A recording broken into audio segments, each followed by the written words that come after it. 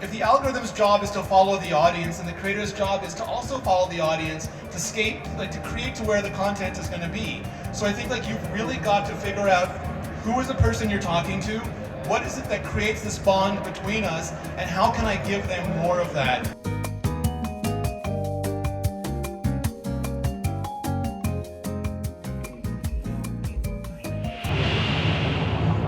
What's up, Bucky?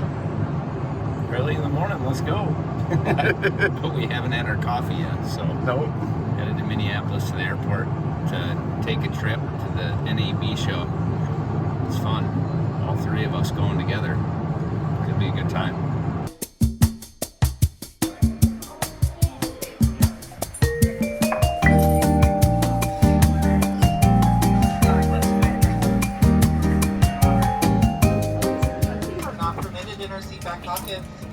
Once again, welcome aboard this flight to Las Vegas. NAB conference is something I've been looking forward to my entire life. I've never been able to go, and this opportunity to go is huge for myself personally as well as the rest of our team. The kind of content that we're trying to make as a commercial real estate team is different than any other commercial real estate team is doing, and we're really excited to keep pushing the ball forward by surrounding ourselves with other production professionals, surrounding ourselves with other people that are like-minded.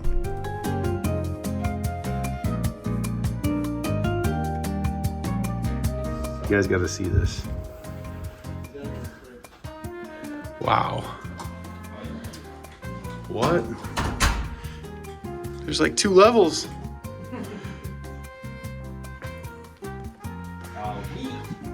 We're never gonna be able to live up to this vlog, Bucky. I'm not quite sure what to expect from the conference. I know there's gonna be a lot of gear there and a lot of our people there. Excited to learn from others and see if there's anyone else doing what we do.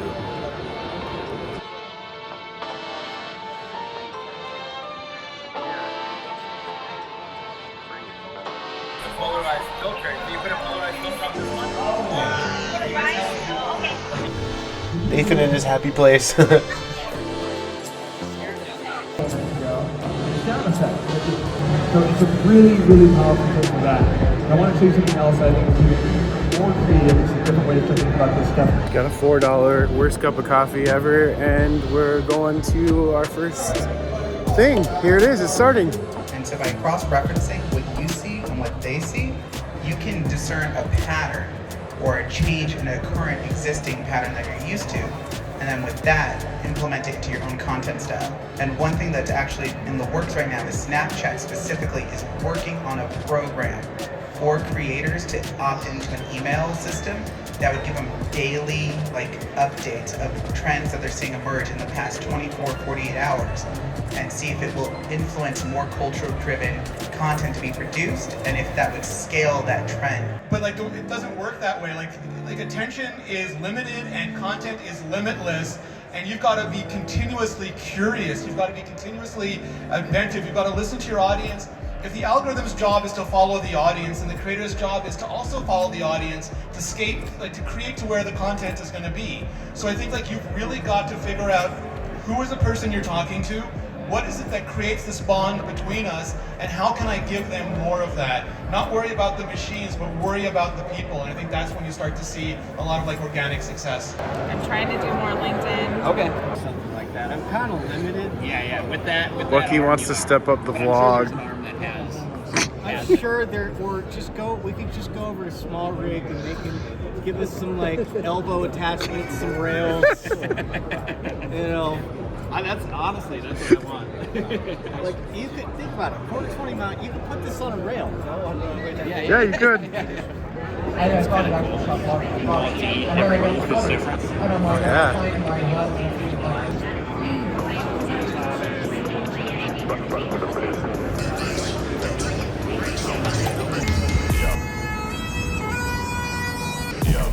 When it's midnight, keeping it tight. If a nigga wanna go to a war, it can get dark, but we stay bright. Coming like a night, it's on sight. If it touch my speed, niggas around there wanna disagree. When it's clear that I'm speaking facts. I need a drink. I fight with need for speed. I'm not switching the lane. Pick up the pace. Bro like that, I'm back to the base. Oh! What time is it? What time is it?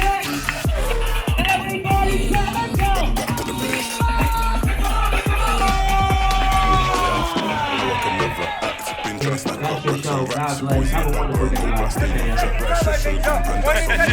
here getting this beef, you work for the devil, better retreat. Coming too icy, come too clean, could never move shady, ain't no fiend. Shotgun, London, what's the outcome? You know, I'm a madman, just can't stick to the program. Raise up the heat, keeping the tension, shifting the gear to a different dimension. Red light, speed up, take off, hop on the front door. Pose for a photo, snap a couple.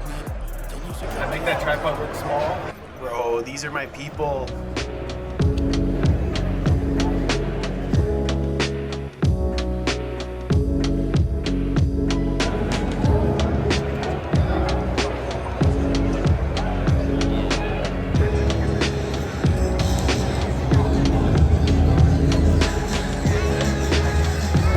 Like his shots are sick. That was it for her. Yeah. We'll have to check that one out probably. He's really talented.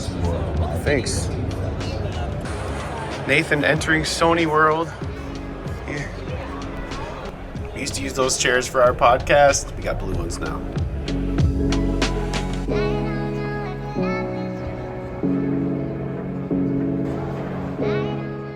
That kid's vlogging.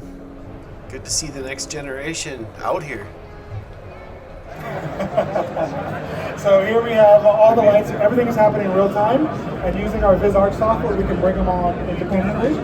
So as you see, now I'm on the set, and I'm on a green screen. I'm excited for this one because there's a guy from ESPN and NBA and Microsoft Gaming and a woman from BBC. I'm really excited to hear what they have to say. The second industry with the largest impact in terms of ROI. I want to start with you, Ken, first around this. How is AI being used to achieve hyper-personalization in media, and what impact are you seeing? Within our NBA app, our For You feed. So we take all of the signals that we understand, both self-selected and then that are captured via utilization for our apps and our platforms and our third-party services and our partners, and we bring all of that in.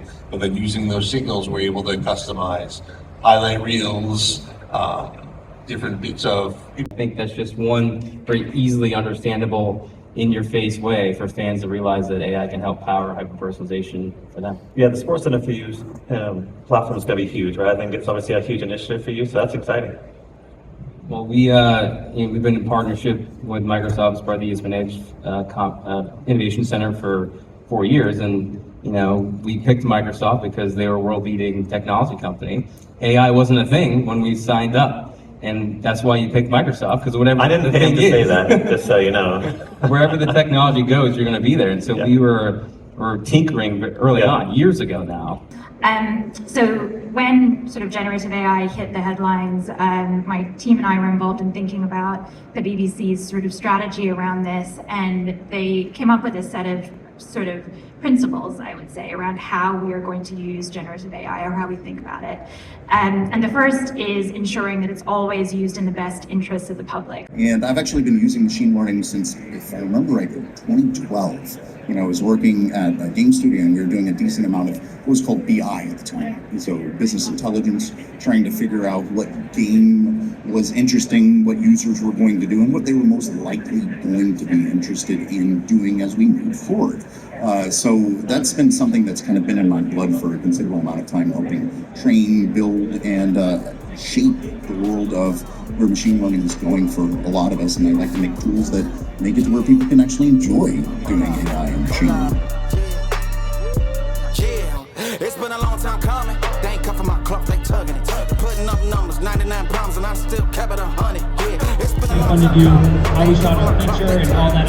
Putting up numbers, 99 problems, and I still kept it 100. Yeah, who don't play, play, play, who don't play, play. Anyone who's anyone at NAB has a meetup, so go to the Realty Growth Media Core meetup.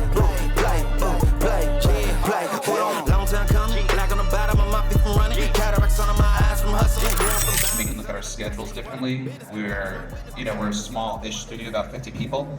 So when we job plan, we have to take into account everything, right? So we can now take on projects that we might not have been able to because we're getting back time by leveraging this technology. When we do callbacks to previous videos we have done, before we've had to try to find, like, just remember or asking each other, and because we're in different time zones, it might be that you're asleep and I can't get a direct response. So with the new with this new tool, you can easily find that without having to spend, sometimes hours trying to find the exact same, like the right thing that we're talking about in the video. It's either you're dumb enough to believe it yourself or you think your audience is, and neither of those things are good. And so, but you can't call them out easily. So don't do that. One thing about real estate agents is they'll take a call anywhere.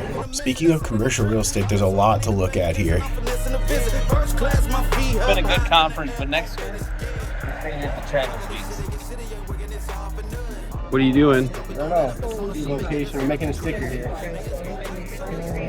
Locations. I want Minnesota. Oh, look at that. Las Vegas. You did that Minnesota. I would have done Minnesota. Thank Let's you see so it. much. Algorithms, but they can be hard to monetize, can be unpredictable. What we see then is we're where you drive users to from there. So you use YouTube, pop a funnel, and you say, hey, go sign up for $5 a month if you're a super fan. That's how you get recurring revenue. That's how you run your audience.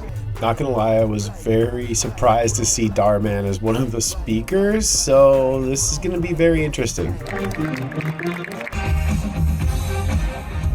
Hello, everyone's got their phone out, which you'd love to see. I actually feel like I learned a lot more from Darman than I thought I was going to. One of them being stick to your mission. Working on our mission statement. You got to videotape all of it for the blog. We're building a brokerage.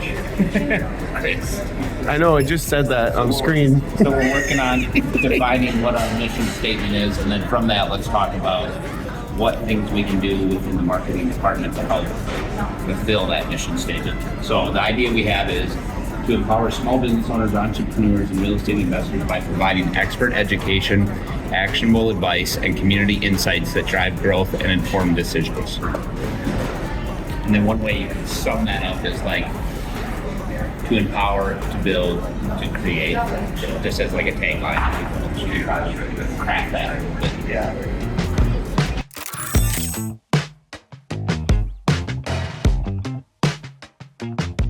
All right, we're brainstorming on the vlog. So monthly is the goal for the vlog. That can always change at the end if the It could change at the end if it didn't come that way. Takes over. But I think that helps the person shooting it. So what about short content out of our vlog? What's our goal with that? Nathan, from your opinion of managing the Facebook for how long you have, do you think it would be better for us to hold those to YouTube and then use the supporting shorts to bring people to YouTube for all long form? I think we should post long form and the short on Facebook. Yeah, do both. What was his name yesterday? Dartman. Like, he obviously before he, like the packaging. Like, I haven't in a while looked at the packaging of an episode, if you will. Yep. Like, I think we need to make it very packaged correctly for the platform. Is this something that gets edited by multiple people? Direct message on Instagram and typing it out. And again, it just made it way more interactive compared to D-Rock's, and his were fine too, but it's just different styles. Gotta me with my plastic fork. This is like what are you eating there? When you're from the Midwest. Eating minute rice? No, I can't. We're not walking out big winners, but we are walking out so educated, it's unbelievable. Our brains are bigger, that's for sure. Absolutely. Our wallets are not. Dang it. Market update, we were told that is going to become the Hard Rock once the Mirage. New sign alert soon. The guitar will be right over in that direction. All kinds of market updates. Stand in one spot. Yeah, exactly. Can we ask a favor to take a photo, please? All right, thank you, appreciate it. First person said no for taking photos. Not so Minnesota nice around here. This lady will do it, I'm sure she will. Go for it, Chris, you got a better chance.